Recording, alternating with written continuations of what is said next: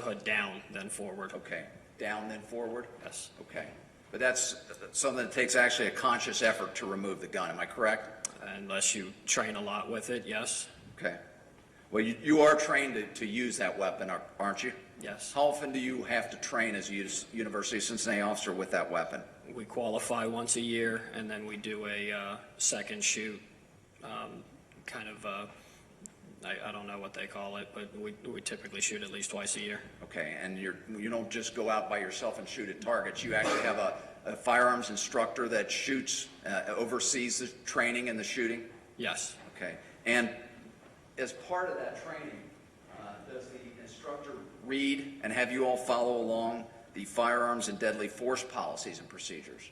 On the first shoot, yes. Okay, so on at least To qualify. Okay, I'll show you what we marked as State's Exhibit number 18. You can set that on the ground. What's State's Exhibit 18? Firearms and deadly force. Okay, and that's actually read at least once a year when the officers qualify, correct? Yes. Do the officers have to do anything to signify their knowledge of and understanding of those policies and procedures? We sign a sheet. Okay. And if I can approach and show you State's Exhibit number 19, can you identify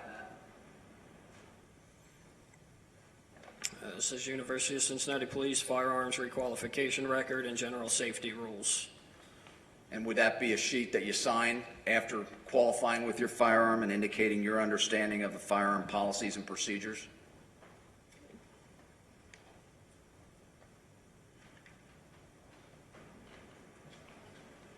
This looks like the safety rules for the range. Okay.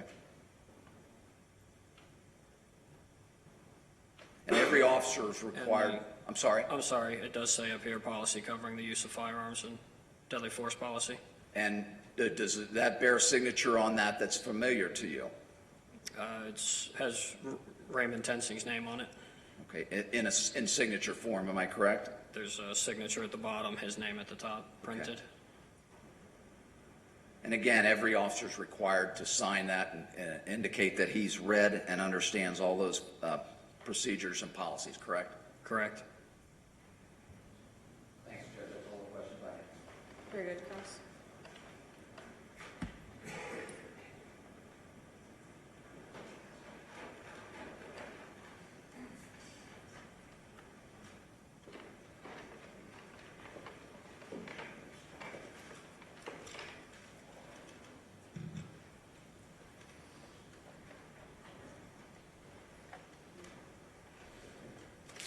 Officer Kidd, you indicated you've been with the UCPD for 9 years? 10.5 years now. Now, but back in July it was 9 years? Who was your, July of 2015, it was 9 years, correct? 9.5. Who was your chief back then? Chief Goodrich. And he's no longer with the University Police Department, correct? He is not. Okay. Is it my understanding that crime was an issue of great concern to the University of Cincinnati at that time? Yes. And was there something done with reference to the police department specifically to try to address that issue?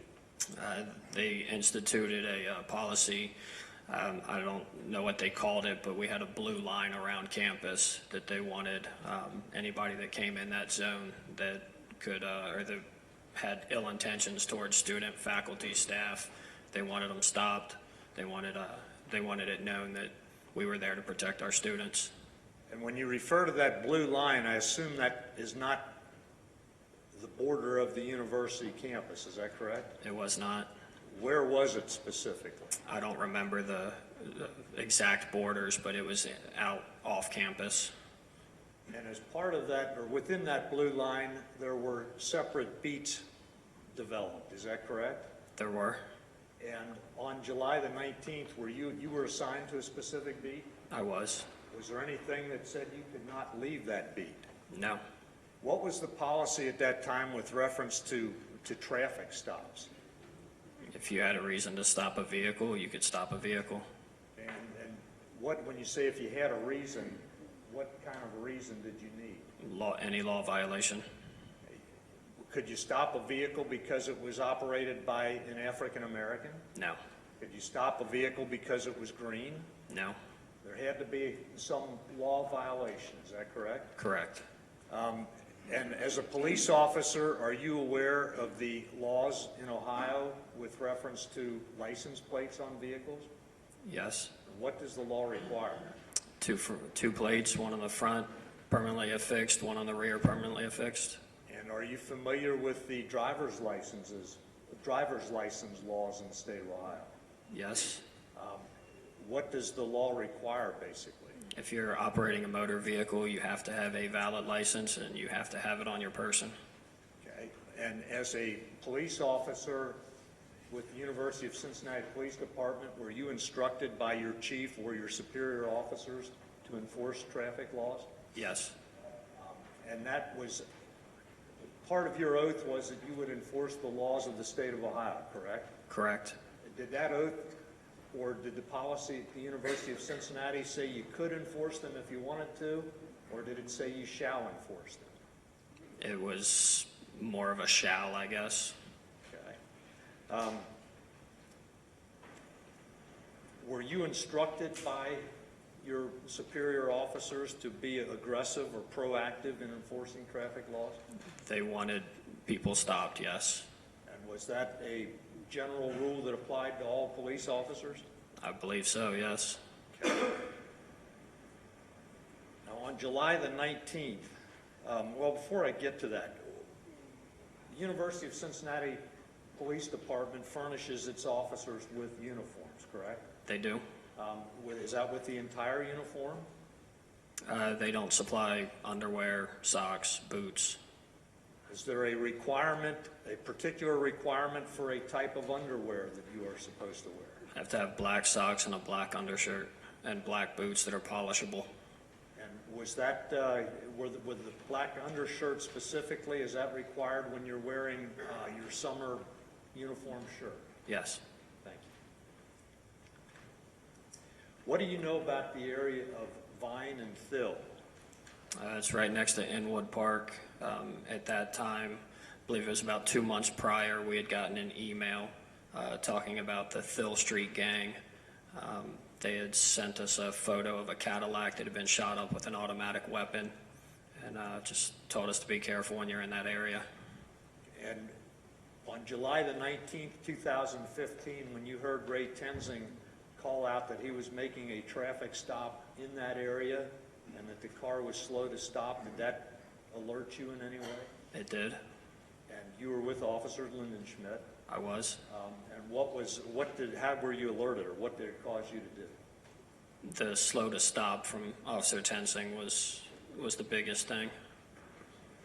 And did you and Officer Kidd then, or Officer Lyndon Schmidt then decided to respond as backup, is that correct? We did. Is that something you would typically do? Yes. And for what purpose? Safety of officers.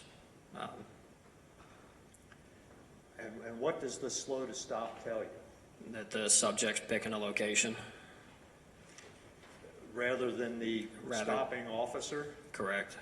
And is that something that makes you happy when the suspect picks a location? No. Okay, you indicated that you came around the bend from Rice, or from Thill on to Rice, correct? Correct. You're in the passenger seat. Yes. Did you immediately see Officer Tenzing? I did. And he was up by the driver's side door of the vehicle he had stopped, correct? He was. Did you see the bottle that you referred to in your earlier testimony? On the roof of the vehicle, yes. Okay, and could you tell what that was at that point? I could not. What was the first thing you observed when you saw Officer Tenzing? The bottle was the first thing I'd noticed. Did he have his weapon withdrawn from his holster? No, I don't believe so. Do you frequently make traffic stops? I do. Well, I did. That's no longer the policy you see, correct? No. Okay. When you made a traffic stop, you demonstrated the hood on the holster. What did you usually do with reference to that hood? Depends on the stop. Okay, well, give me an example.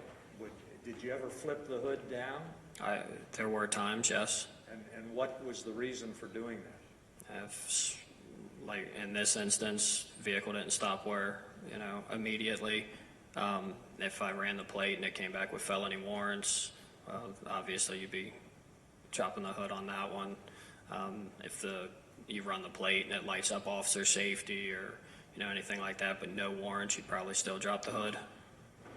And you indicated that when a driver picks the spot to stop, rather than stopping when he's first signaled to, you would drop the hood? I would. Okay. And what does that do? It's just one less thing that you have to do if you were to have to draw your weapon. Okay. And you indicated that to drop that hood, I think I heard you say it takes some physical action on your part, correct? It does. And it's something that I think your language was unless you train a lot, you have to think about it. Right. If you don't do it a lot, then the muscle memory's not there. So yes, you would have to actually consciously do it. So if you train a lot, are you telling the jury here that it's kind of an instinctive move? Correct. You don't have to think about it. Yeah, muscle memory. Okay. Now, I don't know if I asked you, did you see Officer Tenzing's weapon drawn when you pulled around the corner onto Rice Street? I did not. Do you know whether it was drawn or not? I don't believe it was. I think I saw his right hand at one point up near the roof of the vehicle, and there was no weapon in it. Okay, and do you know that Officer Tenzing shoots with his right hand? Yes. Okay. And you just looked down, what was that about? Just looking at his belt. Okay, you can tell from his gun belt what hand he shoots with, correct? Correct. Okay. Now, I believe you indicated that you told Officer Lyndon Schmidt, it looks like he's getting him out, we better get up there, correct? Correct. And why was that? Just the more bodies you have when somebody's getting, being escorted out of a vehicle, the safer it is. And so you and Officer Lyndon Schmidt, I'm not going to have you speak for Officer Lyndon Schmidt, but you quickly got out of the cruiser, correct? I did. Out of the passenger side front seat. Yes. And what did you do? I started walking, as I was getting out is when I saw Officer Tenzing kind of lunge into the vehicle, reach for the door handle and then lunge into the vehicle. So at that point I was running. Did you see what caused Officer Tenzing to lunge into the vehicle? I did not. Could you tell when you drove up whether the vehicle was running, whether the engine was starting? I didn't pay attention. Did you hear the engine start when you observed him reaching for the door? I did not. Okay, but for some reason he lunged into the vehicle. Yes. And at that point, I believe you testified, if I heard you correctly, that you heard squealing tires, correct? Correct. What way did the vehicle travel, do you know? It was south on Rice and away from the curb. So had you observed a car parked in front of the DuBose vehicle when you arrived on the scene? I've seen the video. I know there was one, but I don't remember that car being there. Okay, but you saw the DuBose car turn to the left. And Yes. Where was Officer Tenzing at that point? Still at the driver's side. Now, when this was all over at Rice and Valencia, Officer Tenzing told you I was being dragged. Yes. And you responded to him, yeah, I saw that, correct? Correct. And today you're saying you didn't actually observe him being dragged. I didn't see his legs. Okay, and why was that? I just don't recall seeing his legs. Okay. Did you see him somehow attached to the car? He was moving with the car. And you're not able to say how he was moving with the car? No. Did you see him running? Did No. you see him walking? No. Did you see him running backward or moving backwards? No. Officer Kidd, would I be correct to say that this all happened in a split second? Yes. Can you estimate how long? 2-3 seconds maybe. When you heard the tires squealing, were you able to estimate how fast the car was traveling? No. Was it slowly rolling? Slowly. Tire squealing usually means it's not getting traction. And at some point, you saw Officer Tenzing disengage from the car? Yes. Was he in the same place where you saw him initially? No. And were you able to estimate how far up I assume he was farther south on Rice Street? Yes. And was he more toward the middle of the street? He was. Do you know how he got there? I don't. Would it have been from the recoil of firing his weapon? No.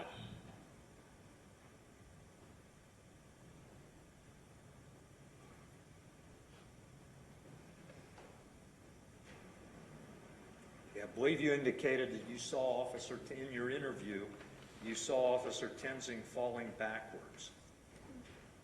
Is that right? As he was disengaging from the car, yes. Was this after you had heard the shot? Yes. And then you started to run down Rice Street in the direction that DeBoe's car had gone. Is that right? Yes. Did you observe while you were doing that the bottle that you had seen on the roof of the car? No. Or you weren't paying attention looking for that? No. Did you see Officer Tenzing's flashlight laying on Rice Street? No. Did you ever observe those items? After the incident, yes. Okay, now you're certified by OPATA, is that right? I am. What is OPATA? It's the Ohio Peace Officers Training Academy.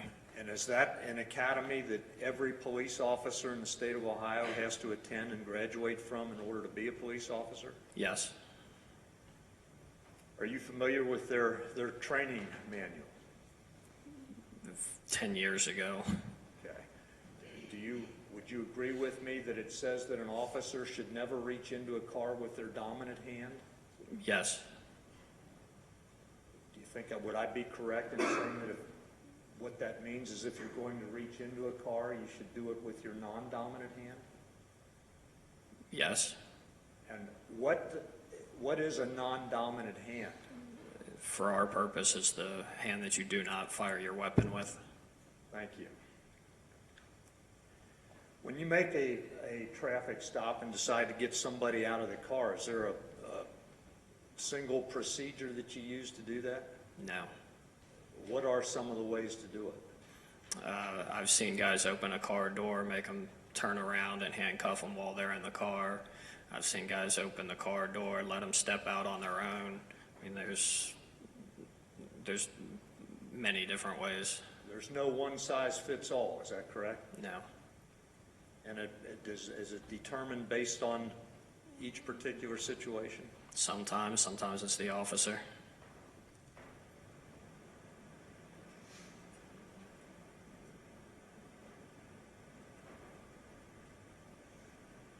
When you got down to Rice and Valencia Street, were you able to observe Officer Tenzing? Yes. What, if anything, did you observe about him? He was, at least to me, he appeared kind of shaken up. I believe he was shaking his arm. Obviously, he said that he had been drugged. And did you see any physical injuries on or about his person? I did not. And how about on his uniform? At some point, I don't remember if I saw it or someone else pointed it out, but there's like a white mark on the back of his uniform. Okay. During your career, have you ever reached into a car? I have. Despite what you testified before that you're not supposed to? Yes. Is that something that officers do on a regular basis? I can't speak for everyone, but I have. Okay. You testified, I believe, that Ray Tenzing was not justified in shooting someone leaving the scene of a traffic stop. Is that correct? If that's the only thing that's going on, then yes. Okay. What if an officer is being assaulted or in fear of his life or bodily harm? If he's in fear for his life, I believe that would justify it.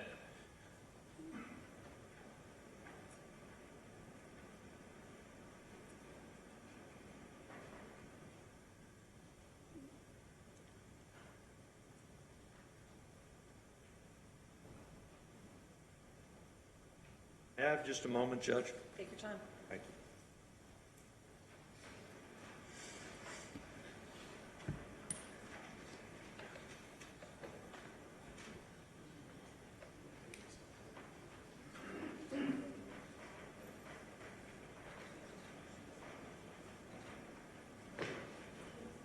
Officer Kidd, in your policy, it says that you should never shoot at a moving car. Is that correct? I believe so, yes. Okay.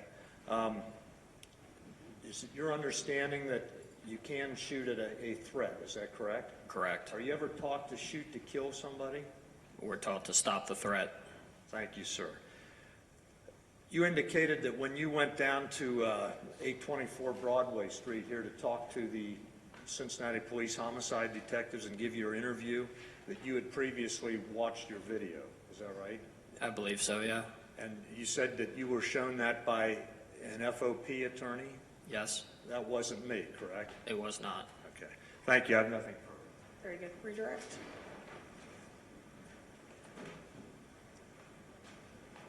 I asked the question before about what was on that video. In the scene, or in what we see in the video, is up by Valencia.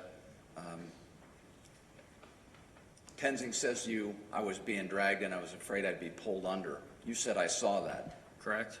Mr. Matthews asked you today, you've changed. That's not true, is it?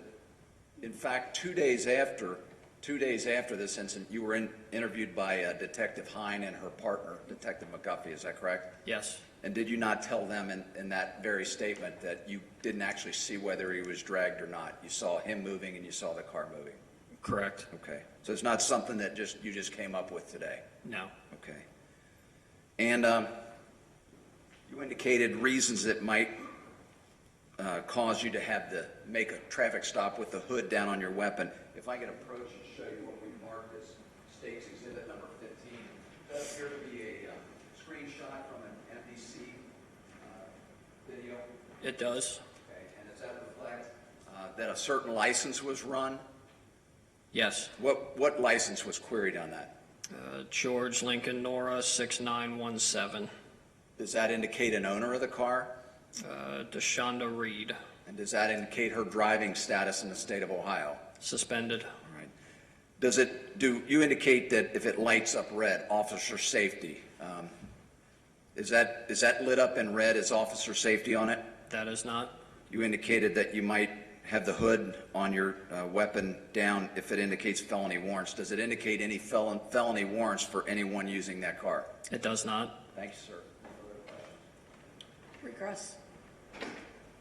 Officer Kidd, when you answered this or response to Mr. Gibson's latest question, I think you indicated when I asked you that it depends on the circumstance whether you drop that hood, correct? Correct? And slow to stop would be one thing that would cause you to drop the hood. Yes. Very good. You may step down, officer. Is this witness excused? You are free to leave. Any objection to that, Mr. Thanks. I think this is a good time to take a break. You do have further witnesses today. Okay, great. We're going to take about a 15-minute break. Ladies and gentlemen of the jury, please remember the admonition. Do not discuss this case among yourselves. Do not allow anyone to discuss it with you. Do not form or express an opinion until the case is finally submitted to you. All rise for the jury.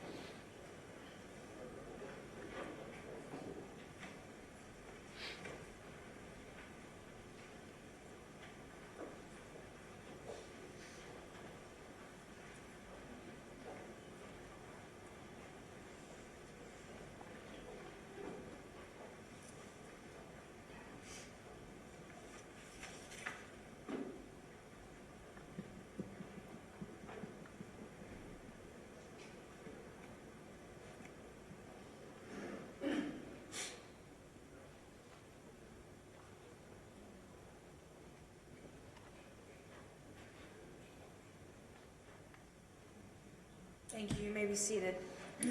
Anything on behalf of the state before we break? Yes, anything on behalf of defense before we break? Very good. 15 minutes. Through what?